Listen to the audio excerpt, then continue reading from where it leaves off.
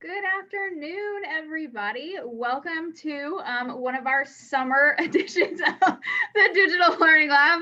I am Mrs. Davis, and I am joined by the wonderful Miss Gilpatrick right here. Miss Gilpatrick, it looks like you are like undercover. I am. Yeah? Undercover. I'm looking for some important info.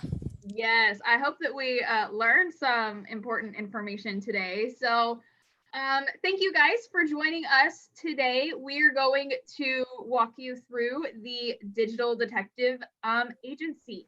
We're going to be looking at some fact versus fiction online and some digital citizenship. So during this presentation, you might notice on YouTube, the chat is disabled. The reason for this is because we have a question form down below the YouTube, and it is bit.ly/summerdll. So if you have any questions, go ahead and enter them onto that form. And Ms. Gilpatrick, I am excited to learn today. What about you? Absolutely. I'm excited to talk about some of the things that we've been looking at and share some fun things that we were able to create as well. Yes, we had a lot of fun with laughed about that. I had fun making. So I'm gonna I said I had fun making like our detective agency back here. I know. And up here on the left corner, this is our guru, we'll call her. Her name is Jennifer Lagarde. She's a librarian, and we had the pleasure of seeing her present. And she shared so much knowledge with us about digital citizenship, facts versus fiction, how to tell if something is real or not. And so that is the focus for today. And so we shared her website down at the bottom, librarygirl.net. Feel free to check that out. But we're going to be sharing some quick tips with everyone today. So to get started, we do want to go over, for those of you that are new to Digital Learning Lab, just a couple tips while you're watching. And there's not necessarily anything that you're going to be doing side by side on this one, I don't think. So as you're watching, if there's any sort of lag time, or if you missed something and you want to rewind it and hear it again, you can press the pause, rewind, and replay what we just said. So you can hear us as many times as you want. And then, as Ms. Davis mentioned, down here below, if you do have questions about anything or want more information, please feel free to click this link, enter your information with your question, and if we see it live while we're here with you today, we'll try to answer it live. But if we don't, then maybe you could provide like your first and last name if you're a Cypher student, and we can follow up with you in a different way. That would be great. So please feel free to use that. And there is I think that's really it as far as they're watching us, right? I believe so. Did I miss anything? Whenever if they're watching it on the replay, if we go way too fast or way too slow, how can they take care of that? Yes, that's right down here in the settings, right? So they go to settings, you can go to playback speed, and you can either speed us up all the way up to number 2, or you can slow us down if you need us to talk a little bit slower. I know that we both have a tendency to do that sometimes. Yes, and I will say, if you hear any banging in the background, we are at home, obviously, right? So yes, they're repairing the fence today, so it's a little bit noisy here. Hopefully you don't hear that online, but just wanted to put that disclaimer out there. Okay. All right, let's go.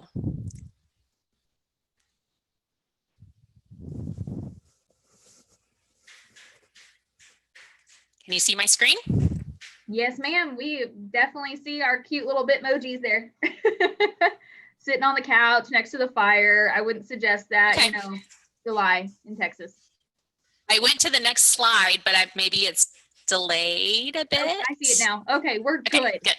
There we go. So the reason why we kind of wanted to start here with this Instagram post is because when I first see this, my first reaction is, oh my gosh, I want a dog that size.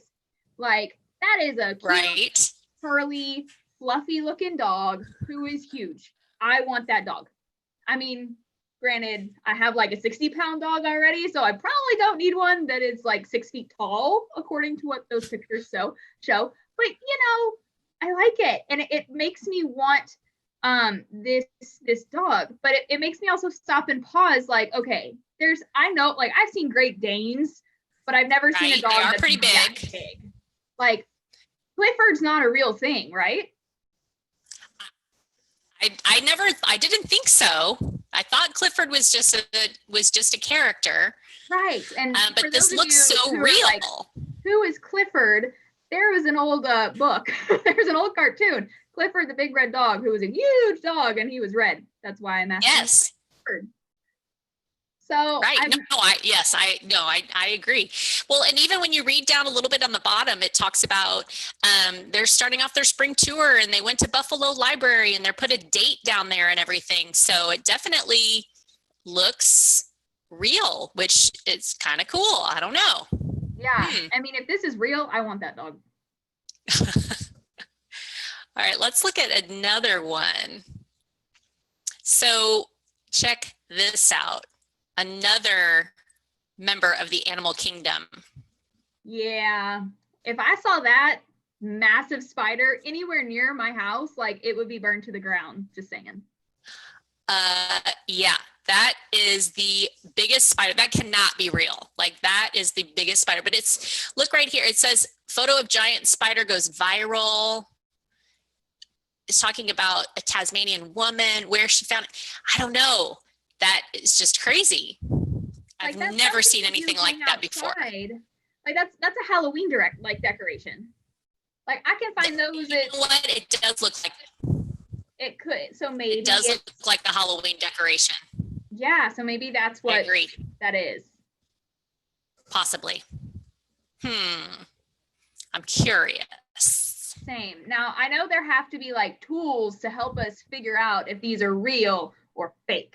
Like there has to be somewhere. There has to be some way for us to figure out if these are actual things. Right? There are. Now, let me ask you this, like this is kind of another topic. So have you been hearing about the plan for school going into this school year and through summer school? Yeah, so I've heard a lot of different things. Like I know there are a lot of districts around us, around Cyfair. And so I'm like, where would be the best place? Like I've heard some are starting completely online. I've heard some are doing like both, back at like face-to-face and online. You guys can get to choose. How do I figure out what my district is doing? Where do I go for that information?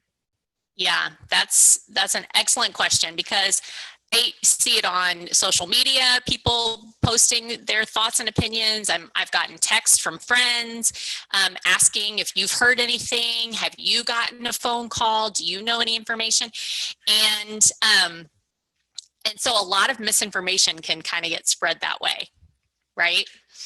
Absolutely. So in this case, the best thing to do is to go to the source. So let's check it out.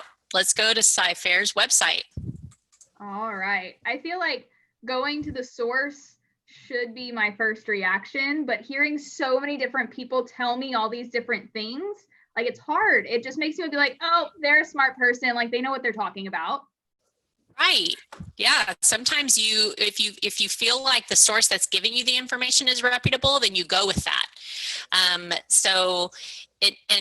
In most cases that might be all right, but you know, there's definitely ways that you can follow it up and check with different sources and see if what that person is saying is really accurate. So, all right, look at this on the website. The very first thing, it says reopening CFISD. And like the latest information and important dates from the district. Huh? I said, I feel like that might be the place to click. It might be. So let's click. It says view Cyfair's latest reopening information, including important dates to remember. So when we click here, it says we wanted to update you when you can expect to receive more information. You may have seen that several neighboring districts, they mentioned that, have already released their plans or announced that they will release them soon due to their earlier start dates. We're very fortunate. The first day of instruction is not until Monday, August 24th, with several extra weeks to finalize plans, which include numerous and significant health and safety protocols for our students. So then it gives us, keep in mind, all plans are subject to change based on guidance. So then down here, it says important dates to know, Monday, July 27th. This is when the reopening plan is to be released with details regarding in-person instruction and remote instruction, including the process for parents. So this is the current information. This is the most recent information. It's direct from the district. So this is what we should go off of, right? I feel like that's the safest bet. Like we want to know what our district is doing. So we go to our district webpage and then it details specific dates that we need to know. And it basically says like, we're lucky because we start later in the year. So that gives us a little more time to kind of figure it out. So I think that going directly to our source was the right call on this one. Yep. And so anytime you hear something different than this information right here, then all you do is go back and then the most recent updated information will be posted on the site. So that is one way to fact check something, is to go direct to the source. Yeah. Right. All right. So I feel like we kind of went over the first kind of step whenever figuring out if something is real or fake. And there are 4 lenses to kind of look at whenever we're kind of deciding or trying to figure out if things that we're seeing online, if that's actual, like if it's factual or if it's fiction or if it's fake. So I feel like we just went through the forensics lens. So kind of like we had to figure out this information we were hearing, if it was real or not. So we went, like, we kind of figured out, we went through all these things to figure out where the credible source was. So I think there are definitely other things that kind of trip me up online. So I wonder if there are some, do we have some like images that we could show? And I'm not gonna lie, we had fun making these. I know we did. I'm sorry. I'm having microphone difficulties. Trying to adjust myself. Thank you for stalling while you saw me struggling over here. I tried the best I could, okay. And I ran out. Okay. So yes, so forensics, digital clues to help determine credibility. So let's take a look at some things that you can look for to determine if something is a credible source. Who is this? She looks kind of familiar. I mean, Brianne. She kind of looks like me if I had like big doe eyes, shorter, redder hair. And very, very bright. Very smooth. Like, not that your skin isn't smooth, it is, but very, yes. Hey, okay, it's a flawless, like flawless. Yes, it looks like perfect. Thank you, that's better. Okay, and then down here we've got this guy, Saul Good. And he's chilling in Thailand. Life is Saul Good. And there's a link here. This is a Twitter post. And so then there's a profile picture of that individual. So let's take a closer look at these and see if this is actually who they are. Yes. Aha. It's fake. So what in here, like looking at this, okay, clearly that's me. Yesterday, when we were like, let's play with some filters. Y'all, these are Snapchat filters that we were messing with. I think my favorite was the baby filter. Yeah, it was funny. Like, if that gives me a good indication of what my children are going to look like they're going to be kind of cute little munchkins. But looking at these 2 pictures side to side, it's like, okay, here are some things that I noticed. One, the hair. My hair in the original is not as red, I don't think. I think it kind of brings out that more strawberry blonde color in my hair than my actual hair color is. 2, and I noticed this with a lot of the filters, my eyes are big. Like all of those filters, they made my eyes much bigger and more prominent. And they also changed my eye color a little bit. They lightened it up. Like I have hazel-ish eyes, but with these filters, I mean, they were almost like green because they lightened up my eye color so much. And then back to that flawless complexion, like there is not a wrinkle on that face in the filter. And guys, I have wrinkles already. Well, and you know what else I'm noticing too, even is the difference between the skin tone on your face and your neck. Yes, so that's like kind of and even between, like, you see how your face and then over into your hair and ear, into the hair and ear. So you can really, like, when you look at the edges of pictures, you can, it's sometimes easier to tell that that is not a natural picture. Like something's been done to, somehow it's been altered. You may not be able to tell how, but it has been altered. Yes, and that's another, like, it looks like I cut out a picture from a magazine and pasted it onto my outfit from yesterday. Okay, so you could create a completely fake profile. Yeah, there are people that out there that, like, they do that.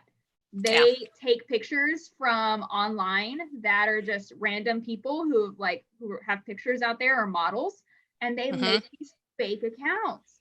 So you have to be really careful when you start looking at some of these, whether it's like somebody's profile picture or just their profile, like that might not necessarily be an actual thing. Right. Or if that person is posting news or information and posing to be someone who is considered a reputable source. So you always want to look closely, make sure it really is the person that they are representing. So here's another one. Okay, here's Saul Good. Yeah, so this was also a filter. This is me. Yep. Turned in, gave myself a little facial hair, widened my jaw. You can definitely see the differences here. And where do we have that? I even was able to make a video. So you can see I changed the background and it's pretty blurry. So that's another good sign too. If it's a blurry picture, there's a good chance that it is fake. You can see the difference in how clear this one is compared to kind of how muted and blurred and fuzzy this looks, because it's, trying to apply that filter so it makes it look a lot different. Yes. So the technology, the code that Snapchat uses, well, and it's not just Snapchat, there are a lot of apps out there that have these kind of like face swap apps and filters on them, and that's actually used, like what they use on these apps is pretty elementary, lower level, but there are some serious technology out there that can do these deep fakes where they take a celebrity and they redo their face, and to where like they can put words in these people's mouths that they never said. And it's really difficult to tell the difference between the actual video and the deep fake. So that means a video that you watch may not necessarily be true.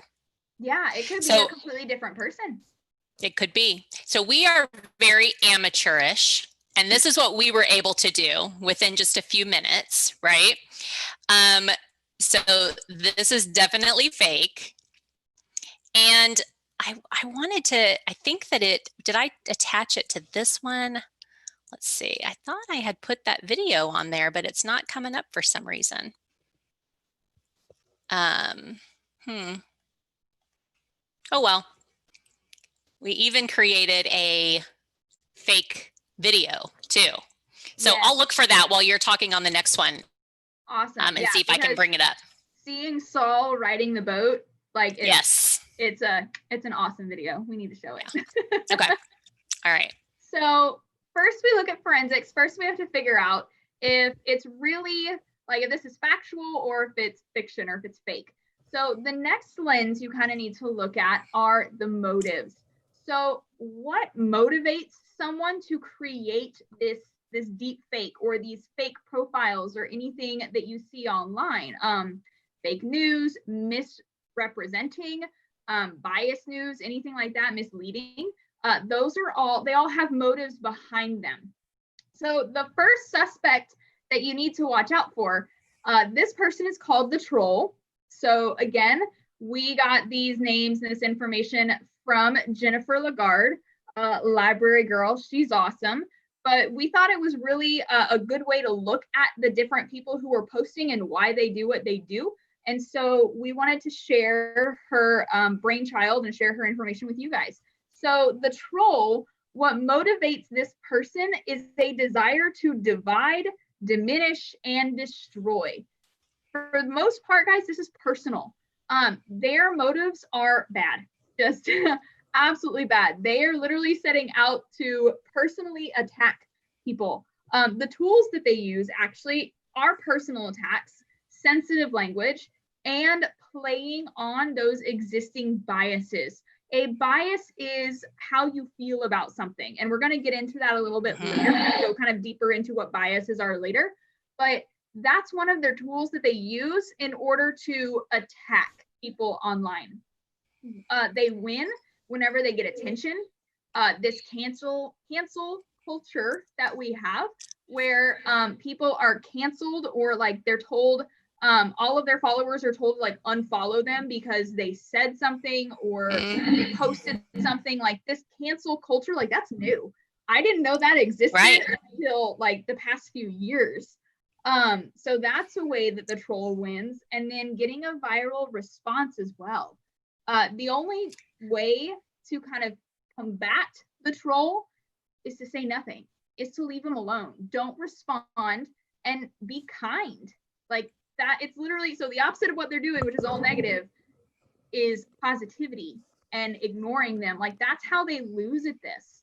And so suspect number one, I've seen some trolls online. I'm not against the trolls online. Absolutely not. Me neither. I don't think anyone really is. So it kind of makes you wonder who they are. But it's, you know, the best. I like that advice to just ignore. Don't respond and be the opposite. Yes. So that's perfect. Okay, I found this video. I'm going to show it really quickly, and then we'll go on to suspect number 2. Wonderful. So this is the deep fake video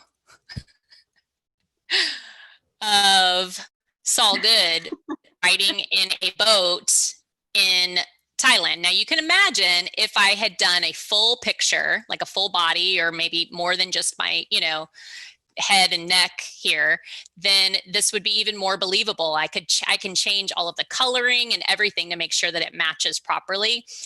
But again, looking at this, you can tell okay, wait a minute, they're going in and out of daylight and things aren't sunlight and things aren't changing on their face. That is just some things that you want to look for to determine if things are real or fake. Those details. And I can also, on the video, kind of around the perimeter of the face, you can kind of still see the green screen. You actually can. Yeah. Now there are, like I said, there is. And like we said, we are amateurs, right? But again, you look at that outline and see if something doesn't add up right. So if there's a video that you see or that you watch that just seems too incredible to be true, look for those things. Look at the color, look at those outlines, to try to decipher and determine if it's real. It's always good just to question, just to think about it and verify. It doesn't mean you have to question everything, but it's good to just not automatically assume that it is accurate if it seems too good to be true, right? Yes. That's what I believe Miss Lagarde called like the pause button. Yes. Like when you're investigating something, pause. Before you react, before you believe it, stop and think. That's perfect. Okay, let's look at suspect 2, the influencer for hire. Oh, so this is become a very big thing out there on Instagram, mostly on Instagram. And Snapchat probably too, and YouTube, and all these different social media outlets, right? So the influencer for hire, their motives are to get clicks, to make their stories go viral so that they make money. So it is about cashing in. It is about making money to them. So they're going to put outrageous or scandalous content. Sometimes they'll, also make some personal connections with people and try to make some of their followers feel like they're singling them out. But they definitely are doing those things that are outrageous that you wouldn't necessarily expect, and in order to get that attention. So the way that they win is by getting attention, by people clicking it, sharing it, and it becoming viral. So that doesn't mean a viral video is bad, because it's not bad. Sometimes things go viral, but this is just something to think about. Like, what is the motive behind this viral video? Is this person just trying to get me to like it because they're making money off of it? So the way to respond, if you feel that that is the motive, and that it's not good information, or that you don't trust the information, is to ignore it. Don't click it. Don't share it. Crickets. So the same response as suspect 1.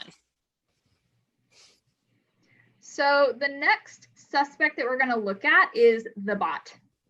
So I feel like the thing that motivates the bot, like I feel like I have encountered these because it's all about an algorithm. It's all about a code that is reading what you were clicking on and what you're selecting, so it brings up it brings up more searches or more clicks for you next. It's all about an algorithm. It is reading what you're doing. So the tools that is used here are personal attacks, sensational language, and again, those playing on those existing fears. They win when they get the clicks, because that's all they're after. They only want people to click on a story, because it is now clicks actually have started equaling money for some people. The more clicks they get on a story, on a video, on a picture, anything, they get money for it. So how are they going to do that? They're going to come up with this sensational titles and that grab your attention, so you click on it. So they win when they get the clicks, the shares, and their stories go viral. And then again, and I'm starting to see a pattern here, the bot loses when you ignore them, when they get crickets, when you don't click. Starting to see a pattern here, Miss Gilpatrick. Yes, I think so. That's very interesting. Yeah. Okay, suspect 4. This is the click chaser. So this seems very similar to those influencers for hire, right? So the click chaser, this is someone who is out there for fame. They are trying to get you to follow them, get you to click, because they are trying to become famous. And so what they're putting out there may not actually be true. So it's something to think about, like, okay, why is this person putting this content out there? Is it just to entertain, or is it because they are just trying to get more followers? Did they add me? This isn't on here. It does say tools, or there's a potpourri of tools. It just means they use a lot of different things. But one tool that I'm familiar with is they'll add you as a follower.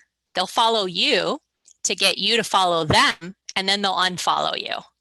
So that's a clue right there that this is someone who's a click chaser, who's looking to just get as many clicks as they can so that they get a viral response. So again, the way that they lose is by crickets. So pause, stop and think, okay, is this person really interested in putting out good quality, entertaining content, or are they just doing whatever they can do to become famous? Yes, so it really, I mean, that idea of hitting the pause button before reacting or before anything is so important when it comes to experiencing any of these stories online. Right. And, well, pause button is great for in person too, but we're talking about online here. So pause button, pause, and like count for 10 seconds. Once you've given your like that's about the amount of time it takes your brain to process what you're reading and what you're like looking at. So give your brain time to really process what it's reading and what it's seeing. And, I want to add here, I think we kind of touched on this a little bit, but I do want to add that there are so many good, wonderful, honest people that are online, that are creating content, that are doing so to make you laugh or teach you something, like us, right? But exactly. They're doing a lot of those great things out there. So not everyone is suspect, right? So it's just taking that moment to pause and think, what is the motive here for this individual? And are they, and just like you would do in real life, right? Exactly. If you were to meet this person in real life. So, okay. Our third lens. Access. So, how does the platform affect the content? So guys, I'm not going to lie. Yes, we watch the news in this house, and yes, I listen to talk radio sometimes when we're in like long drives, because we like to know what's going on around us. But the majority of where I get my news from is my phone.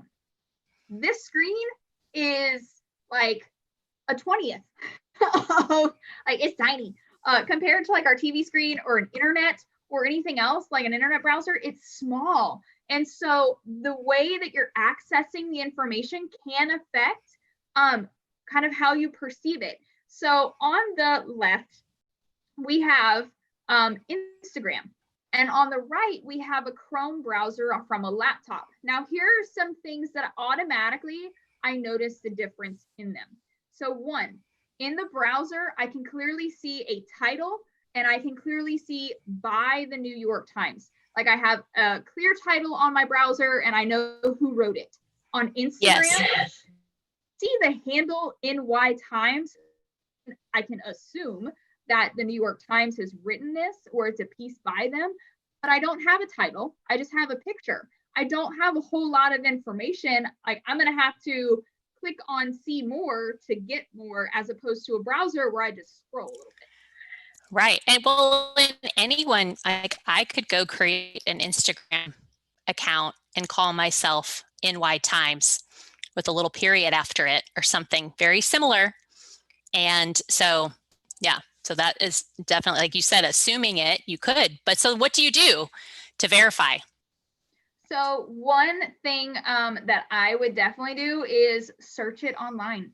So if this is something, we're talking about the Australian wildfires going on, Google it. Like do some more research, do a little more digging. That's what happens whenever you get your news on a mobile device. You have to do a little digging because all the information that is typically found right up front on a credible source can't be found anymore because they just don't have the room for it.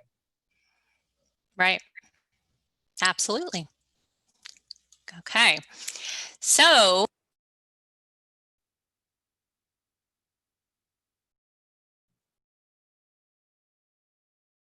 Miss Gilpatrick, I can't hear you anymore.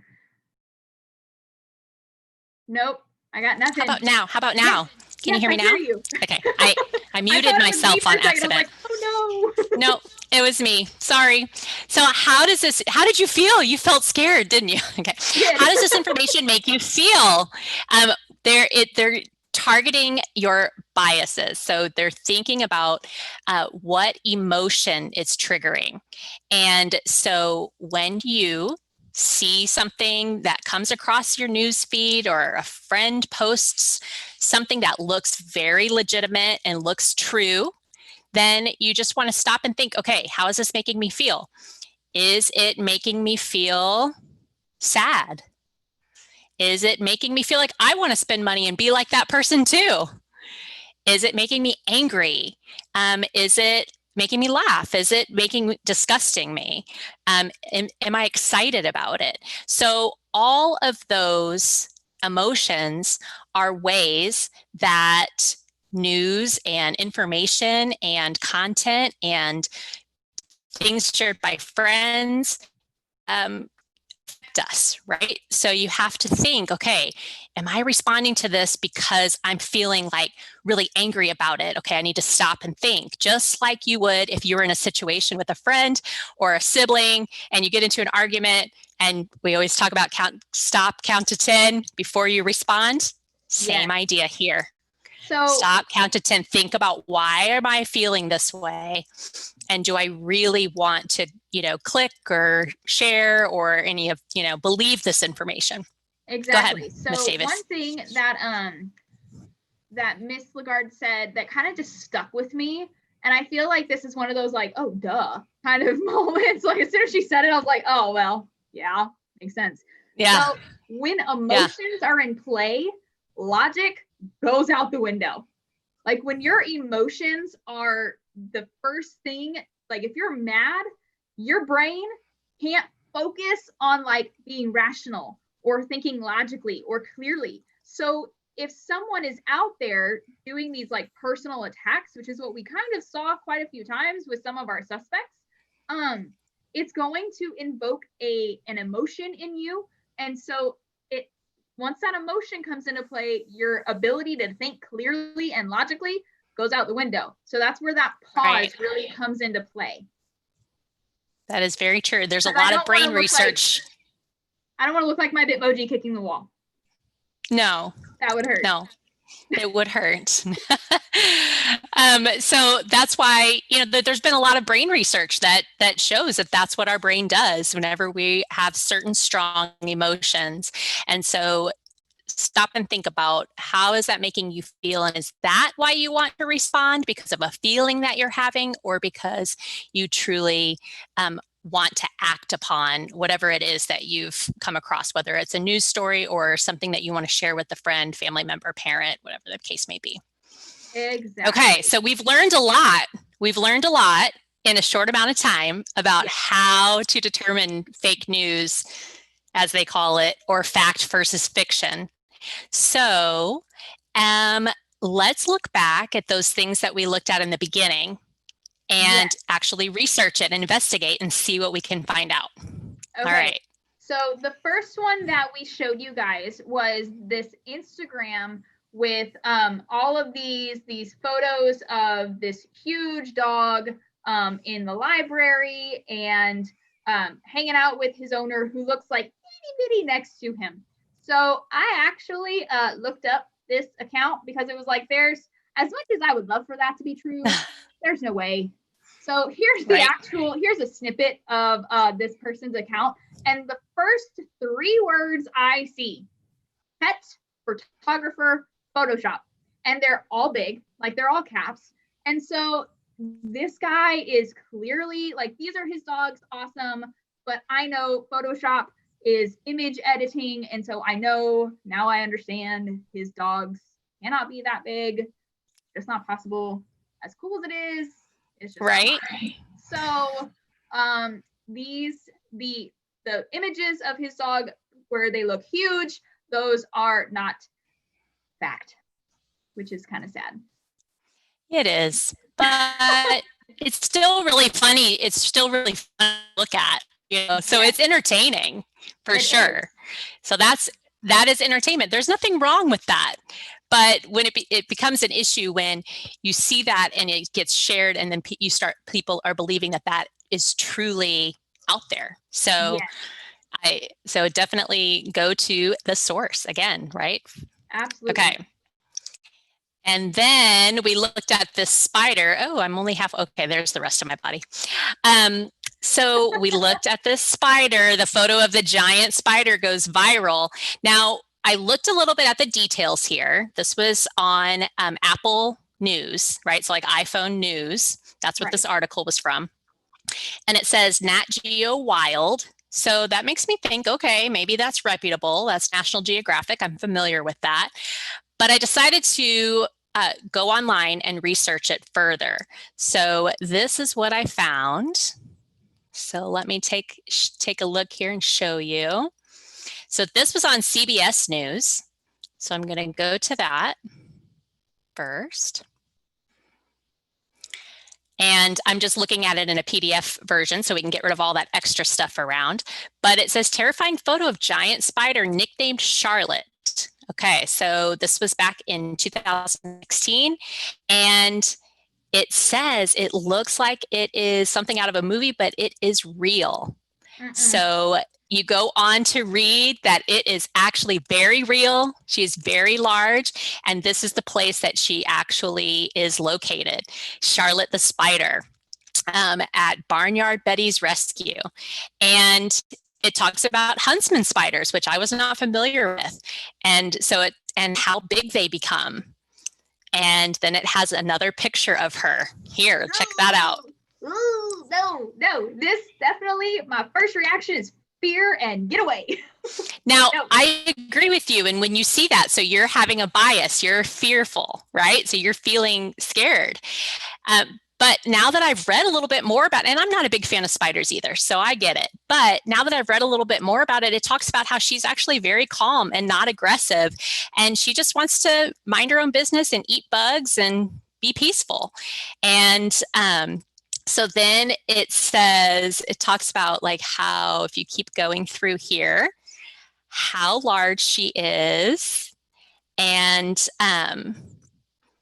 then they were talking about where, oh, I think it's in my other article. Hold on a second, because this was really interesting to me as well, because it talks about the perception that you have from looking at that picture. Here it is. I mean, so this is on the Washington Post. I have little spiders that are like the size of a penny, if that. Yeah. That I see. And they're, harmless and they're calm. I still put a cup on top of them and like put a piece of paper underneath them and like move them. Nope. I don't care if you're a calm spider or you're a mean spider. I don't want you near me. So this right here is from the Washington Post. So another reputable source, right? And tells me who wrote it, when it was written.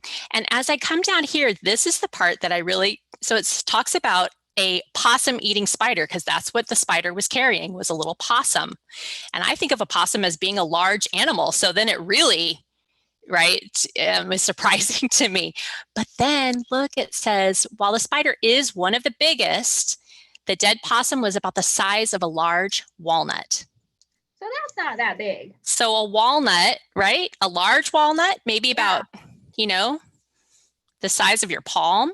Yeah. Maybe. I mean, that's not a little smaller.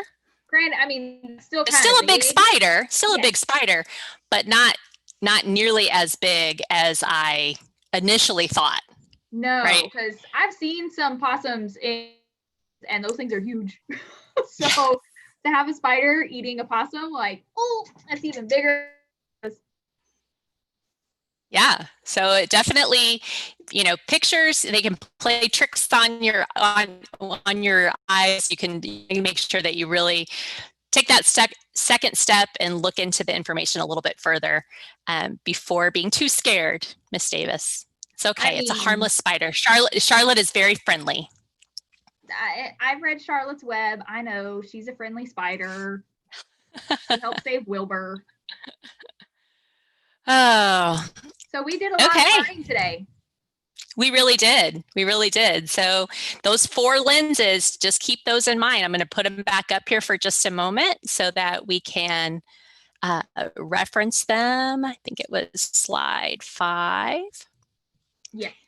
So take the time to check out that source. Look at the details of the picture, of the video. Why are people posting what they're posting? What are they motivated by? How are you accessing the information? And what emotion is it triggering? So pause, stop and think before you click, before you share, or before you believe. Yes, those are definitely some 4 key things, 4 ways to kind of decide if what you're looking at is real or fake.